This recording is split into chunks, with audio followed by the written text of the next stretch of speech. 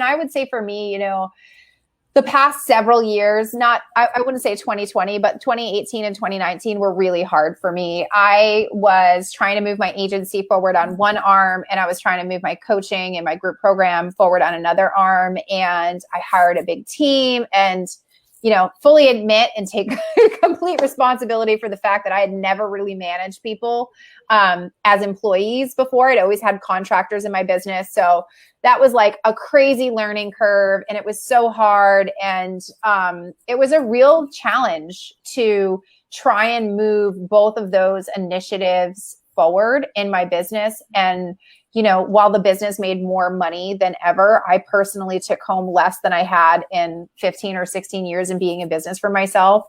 And there was like one day where it was just like the worst day ever.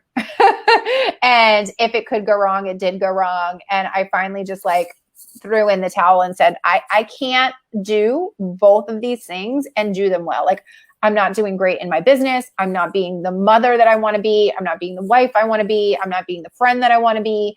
And I basically just said, all right, I'm shutting down the agency. And I trained my replacement, I think at, 10 of the 12 companies that we were supporting at the time. We wrapped up all of our website projects, and I gave every employee the opportunity to stay on. I said, look, it's going to be part-time, it might be 3 months, might be 6 months, might be 9 months, but you can stay on part-time as I build up the other side of the business. The 3 employees that I had left all quit. So it tells you that they were probably not the right fit.